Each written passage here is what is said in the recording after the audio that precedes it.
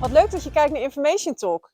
Samen met Erik Larakker en Emil Voest hebben we een serie gemaakt over de 5 elementen bij paarden.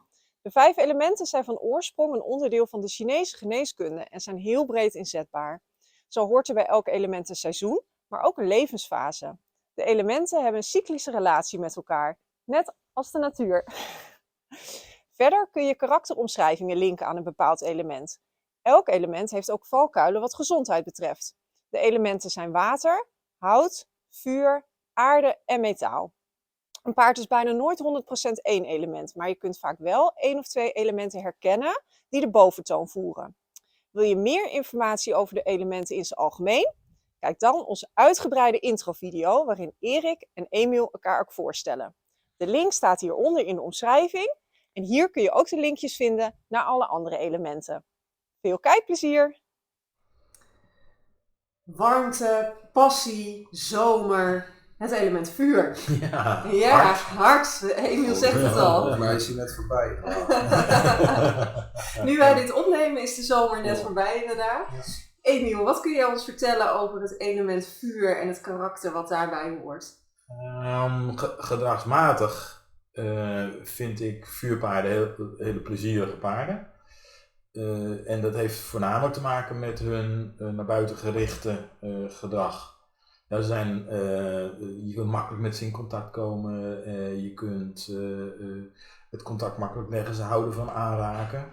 Dus ze staan graag bij je. Dus zijn vrolijke, open paarden. Outgoing, Ja, echt outgoing. Ja. En dat vind ik wel fijn. Komen later natuurlijk ook bijvoorbeeld met metaalpaarden die dat juist niet hebben. Ja. Weet je? Die zijn wat minder in het contact met je. Maar vuurpaarden, dat vind ik dus wel heel erg leuk. Het tweede wat ik aantrekkelijk vind van vuurpaarden is dat ze delicaat zijn, hè, gevoelig. In de zin van geschikt, we zeggen ook dat ze zijn geschikt voor dressuur of voor show of wat dan ook. Ze houden enorm van aandacht, dus daar groeien ze van. Daar worden ze zelfs mooier van, groter van. Ja, spotlight. ze groeien gewoon van al die aandacht. Dus ja, dat heb je in zo'n sport nodig. Als je die ring inrijdt en de paard presenteert zich omdat hij het zelf ook leuk vindt. Ik wou zeggen, daarnaast doe je paard er ook een plezier mee. Natuurlijk. Ook niet heel onbelangrijk natuurlijk. Nee, natuurlijk. Ja. Dus Want je wil het samen doen met je paard. laat je hem in zijn kracht. En dat is wel de kracht van een vuurpaard. Ja. En wij zeggen dan gemakshalve, maar dat zijn een beetje menselijke termen die we gebruiken om het duidelijk beeld te schetsen van zo'n type. Is dat ze houden van mooi en van sierlijk en van, ik weet niet, het zal in hun hoofd wel heel anders zitten, maar dat is wel wat je aan ze ziet. Ja. Er zijn paarden die dat fantastisch vinden, die bewegen ook om te bewegen, terwijl een houtpaard beweegt omdat hij hard wil. Ja. En een vuurpaard beweegt, dat is meer de danser. Ja. En het houtpaard is meer de vechter, zeg maar. Dat verschil, zo zie ik het. Mooie vergelijking. Ik denk dat het daardoor visueel goed in te beelden is. Ja, zo moet je een beetje een plaatje schetsen van wat je Ik denk dat je het kunt samenvatten als met één woord aandacht. Ja, absoluut. Dat is gewoon het toverwoord Zo, bij die vuurtypes, zoals ik dat aan mag vullen. En het ook alles wat te maken heeft met aandacht, ook aandacht voor het lijf, het poetsen, het groom, dat is meestal. Ik vind alles leuk. Dat is echt de fysieke aandacht, fysieke aanrakingen. Dat vinden ze allemaal geweldig. Hè? Dus dat, paarden die fysieke aanraking fijn vinden, je kan je voorstellen dat het een positief effect heeft op het rijden. Ja. Dat is nogal fysiek aanraken. Ja.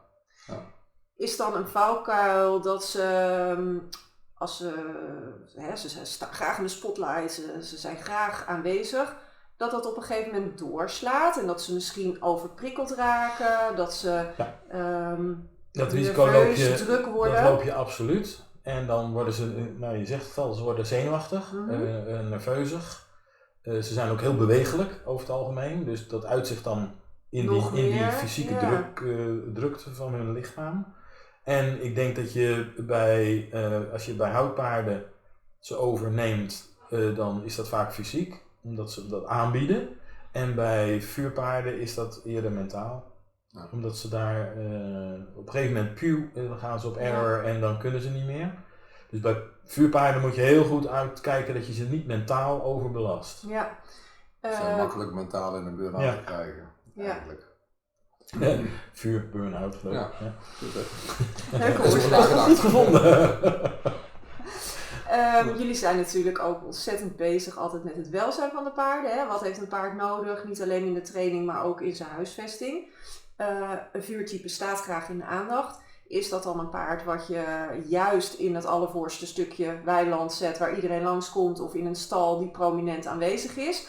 Of zeg je nou ja, ik neem hem liever voor zichzelf in bescherming, ik zet hem wat verder weg. Hoe gaan jullie daarmee om? Daar zit die tegenstelling eigenlijk in. Hè? Zou je hem in het weilandje achteraf zetten in zijn eentje? Nou, zijn eentje is sowieso nooit goed, maar Nee. even voor de beeldspraak.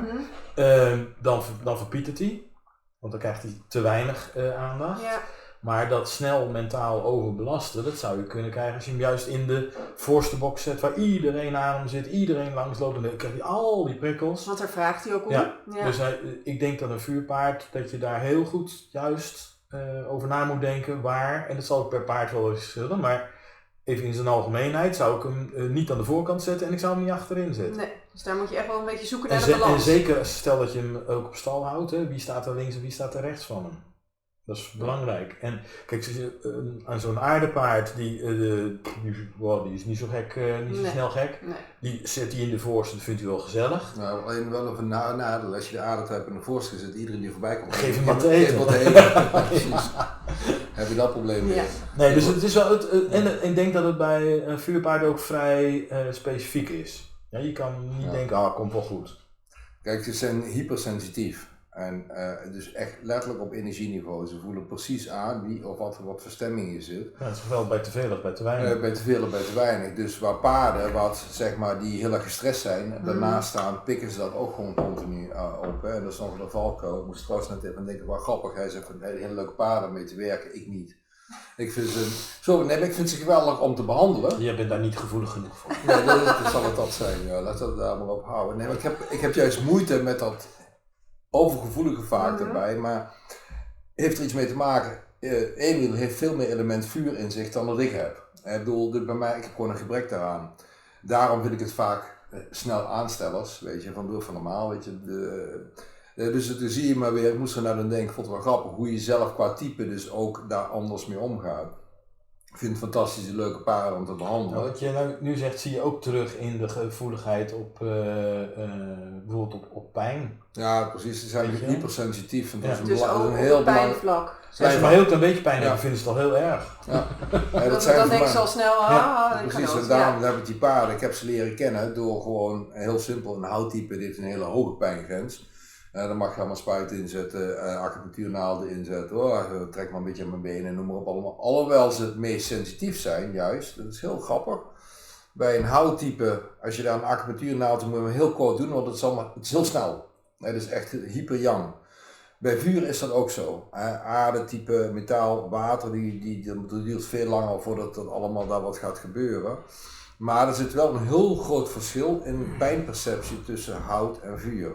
Hout die kan heel goed met pijn opwekken, zeker als ze het zelf hebben aangedaan. Als ik een houttype kreupel in de wei zie lopen, neem het maar serieus. Bij een vuurtype kan best zijn dat Morgen nog wel eens even kijken. Morgen nog eens kijken dat het dan over is. Dus meteen van auw, als je naar binnen komen lopen. Dus dat, beetje de drama queens, mogen we dat zo zeggen? Dat zijn echte drama queens en dat zijn er absoluut. Hè. Dus, maar goed, dat kan heel handig zijn. Want wat voor mij heel handig is, even om aan te geven die pijn als therapeut erin. Als ik bij een houttype iets doe en het zint hem niet, dan gaat er een oor naar achter en kijk je maar aan en zeg gewoon nog 1 keer. Dan pik je niet meer. Bij een vuurtype, je stopt die naald er bij het voorbeen en voor die het weet heb je al een hoef bij je gezicht, want ze kunnen namelijk ook zijwaarts slaan en dat gaat snel. Daarna zeggen ze wel sorry, maar dan is het al gebeurd. Dan is dat gebeurd. Ja. Daarbij, en dat is echt een heel groot verschil tussen hout en vuur daarin. Gewoon de schade en schande gewoon ondervonden. En dan kun je zeggen, het zijn aanstellers. Nee, pijnperceptie, niemand weet wat pijn is. En dat is maar net wat je hersenen vertellen hoeveel pijn het doet. Dus voor mij ze ervaren pijn anders. Precies, voor mij als arts is het heel belangrijk om dat in te schatten, omdat ik heb geen zin om paarden te moeten studeren om een acupunctuur te moeten gaan doen of dat soort flauwekul. En dus ik moet gewoon inschatten van oké, als de vuurtype is, moet ik dus wel weten tot hoever die achterbenen zijwaarts kunnen komen. Wil ik daar een naald in stoppen of wat dan ook in die achterbenen. zelfs in die voorbenen, is het gewoon heel belangrijk om dat op de juiste manier in te schatten. En dat is denk ik ook in jouw stuk training, hè? Hoe leer ik een eigenaar, begeleider, trainer, ruiter, noem het maar, omgaan met zo'n vuurtype, dat echt... Het tegenovergestelde van wat we hebben al heel veel positieve dingen gezegd over dat vuurtype, dat is ook terecht, denk ik. Het negatieve daarin is, als je ze een keer beledigt, dan zijn ze gewoon een week lang beledigd. En dan duurt het best wel lang voordat je het vertrouwen weer terug hebt. Waar hout meer is zo van... Ja, die zijn wat simpeler, recht door zee, kort voor de kop, oké, prima, nou gaan we weer door. En die vuurtypes, die blijven maar een beetje mekkeren van ja, maar ik weet het niet. Het zint me toch niet helemaal. En... Ze hebben een ijzersterk geheugen voor trauma. Absoluut. Zouden ze ook sneller getraumatiseerd zijn, denk je? Ja. Omdat ze het klinkt ook, ze hebben ook vaak een wat groter ego.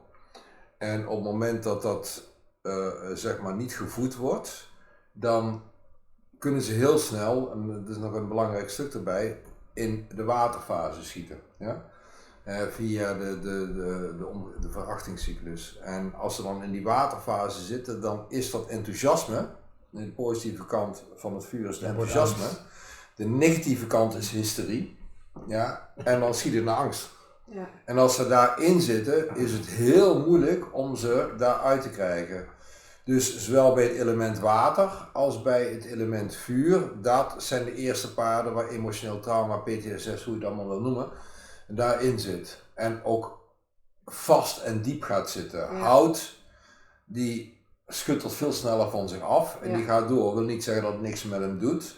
En metaal zal het sowieso veel minder toestaan. Of die sluit zich ervoor af. Ja. En aarde probeert het weg te vreten. Maar goed, in principe is dat wel, dus dat... Daarom ijzer op de bank zitten. Om even mensentermen te blijven, ja.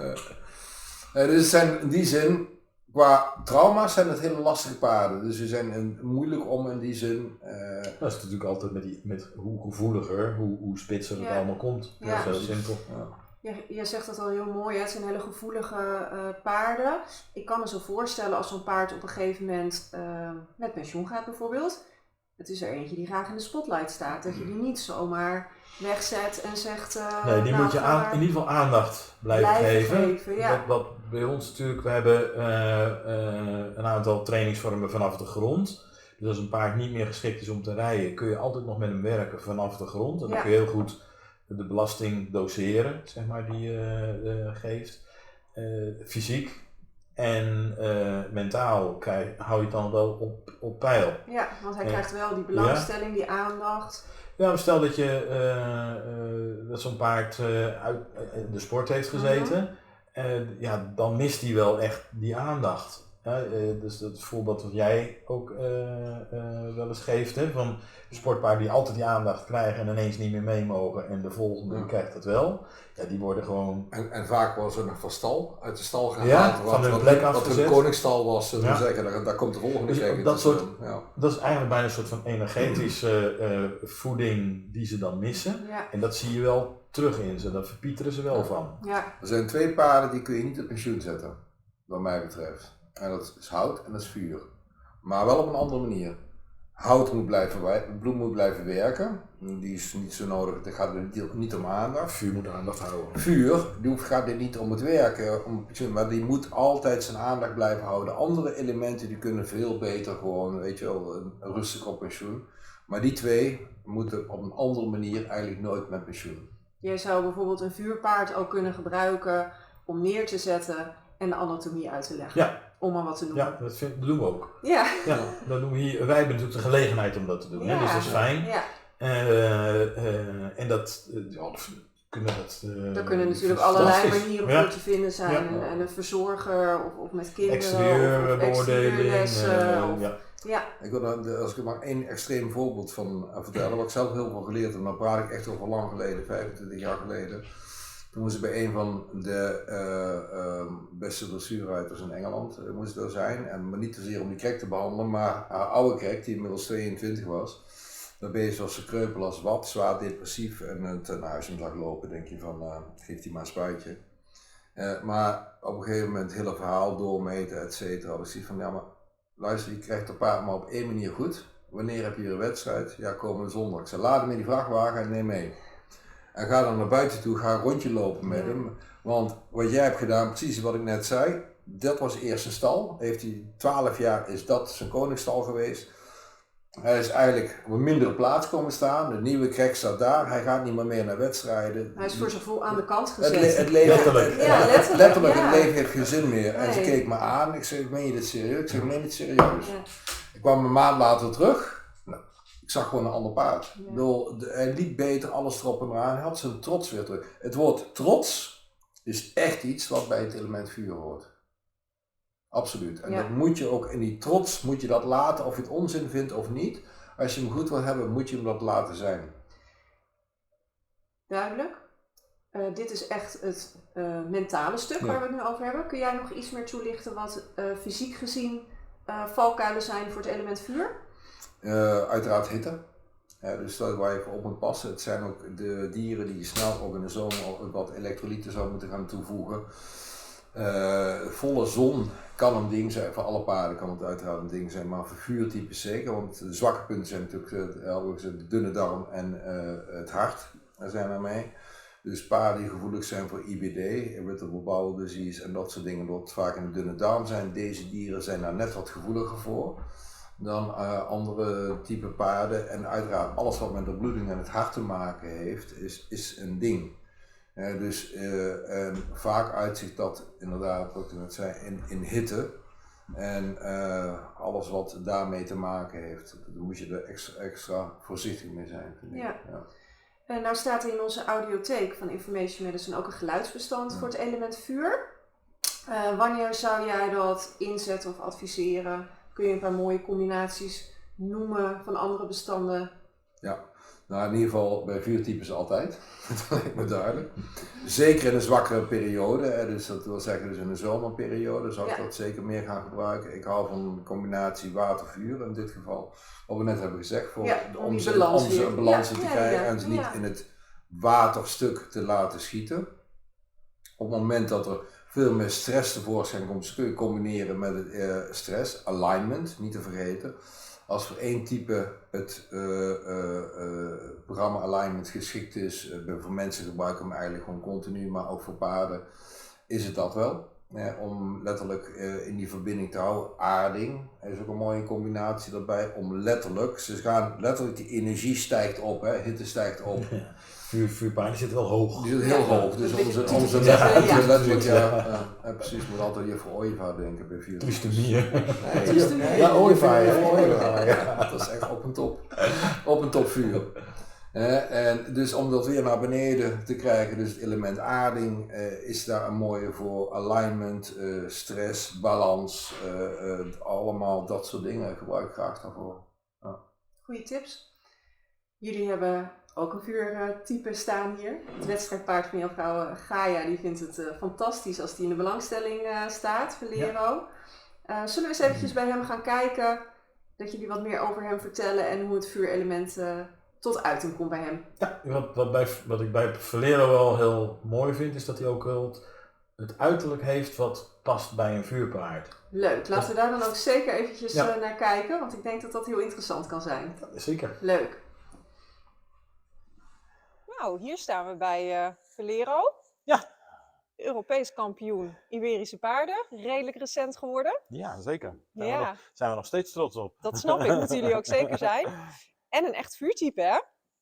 Ja, als je het hebt over, we hadden het net steeds met de andere filmpjes over gedrag en over of het dan ook werkelijk dat type is. Bij hem kunnen we wel echt zeggen dat het vuurtype is. Want hij heeft heel veel kenmerken van het vuurtype in zich. En niet alleen in zijn gedrag, maar ook om te zien. Je ziet nu ook Gaia loopt even weg bij hem. En hij is nou, gelijk haar aan het volgen. Waar is ze? Ja. Nou, dat is natuurlijk een van de kenmerken van het vuurtype. Is heel erg met je in contact zijn, maar ook willen zijn. Vooral willen zijn. En hij is altijd met je bezig. En ze houden heel erg van fysiek contact. Dus hij vindt het fijn als je bij hem staat, dat hij aan je kan zitten. Of dat jij aan hem zit. Dat vindt hij alleen maar fijn. De qua uiterlijke kenmerken, dat is natuurlijk altijd een beetje moeilijk, hè? Karakters koppelen aan uiterlijke kenmerken, maar wat je toch wel bij een vuurpaard verwacht. Hè? Vuurpaard is emotioneel, het is mooi, ze vinden bewegen fijn, ze vinden aandacht leuk, ze vinden de interactie mooi. Dan denk ik wel dat het uiterlijk van hem daar ook bij past. Hè? Zo'n luxe hoofd en die grote ogen, dat hoort er wel een beetje bij. Nou, stel voor je zet hier een koudbloed trekpaard naast, dan zie je eigenlijk aan het uiterlijk al welke het vuurpaard zal zijn. Ja? Beetje kort door de bocht, maar dat is het wel. Je ziet ook dat bij het toiletteren, het moment dat Gaia met hem bezig is, en zijn ogen verzorgt, en zijn neus verzorgt, en zijn kin, het maakt hem eigenlijk niet uit. Nee. Hij vindt het allemaal even fijn. En het is allemaal aandacht. En dat is wat je ook in het werk, wat dit paard moet doen. Hè. Zij rijdt hem dus echt ook in de wedstrijden. Ja, al die aandacht die hij krijgt, dat vindt hij fijn. Dat kon je ook duidelijk zien in de kuur die Gaia heeft moeten rijden op het EK. Hè? Ja, zeker. Dan is hij in zijn element. Ik denk dat de kuur echt een onderdeel is voor een vuurpaard. Ja, de muziek, de sfeer en de harmonie, daar voelt hij zich gewoon fijn bij. Ja. En we streven er natuurlijk toch wel altijd naar dat je paarden werk laat doen waar ze zelf plezier in hebben. Ja, en bij de vuurtypes is dat wel de show, weet je, de dressuur. Zelfs het vlechten vinden ze fijn. En weet je, dus dat vinden ze allemaal fantastisch om te doen. Mag er natuurlijk ook geen strootje in zijn haar zitten. Het is natuurlijk wel een klein prinsje, hè? En zo wordt hij ook behandeld. En terecht. En je ziet hem nu ook genieten. Alles aan hem is ontspannen. Ja, hij vindt het heel fijn om die fysieke aandacht te hebben. En hij is ook ongeduldig als je wegloopt en je besteedt even geen aandacht aan hem. Nou, dan begint hij te schrapen en dan stopt het zo gauw je weer bij hem bent. Dus hij zegt, nou, kom maar hier, kom gezellig. Kom weer bij mij, wees weer met mij bezig. Ja. En volgens mij deed hij dat ook in het filmpje wat je het interview met Gaia deed. Ja, klopt. Toen zaten wij hier samen Toen kon jij hem zo aaien en elke keer als jij hem aait, dan stopt hij. Ja, nou, dat is typisch vuur. Ja. Is dat dan ook gelijk een valkuil? Dat als je daar te veel aan toegeeft, dat ze daar misschien wat in doorslaan? Ja, wat is te lief, wat is te veel? Ja, dat is moeilijk te zeggen. Ja. Ik denk wel dat er paarden... nou, laat ik zo zeggen. Ik denk dat er mensen zijn die uiteindelijk dan niet meer met het gedrag om kunnen gaan. Het paard maakt het niet zoveel uit. Ik zou het niet overdrijven. Nee. Het blijft wel gewoon een paard. Het is niet ineens een schoothondje geworden. En dan kunnen wij als mensen gedrag creëren wat wij als onwenselijk ervaren. Nou, stel dat hij graag aan mij zit en ik sta steeds hier en ik ben met jou aan het praten. En hij doet steeds maar met zijn neus tegen me aan. En op een gegeven moment hapt hij een keer. Als ik hem dan een keer een tik geef, ja, dat is dan helemaal onterecht. Want dat heb ik zelf geïnitieerd, dat hij aan me kan zitten. Ja. Dus nee, het blijft wel gewoon een paard. En het meeste ervan is leuk. Zoals met alle paarden en alle types, toch? Ja. Nou, ik vond het heel leuk om even te zien hoe die als vuurtype zo enorm geniet van alle aandacht. Ja. Dank jullie wel. Ook bedankt voor jullie gastvrijheid, of jullie prachtige accommodatie. Graag gedaan. Heb jij nou thuis ook een vuurtype? Laat het dan even weten in de reacties onder deze video, want we zijn erg benieuwd. In de omschrijving van de video doen we ook even een linkje naar jullie website. Ook onder. Ook onder, ja. En daaronder kun je ook gelijk even liken. En wil je meer video's van ons zien en niks missen? Abonneer dan eventjes op ons kanaal.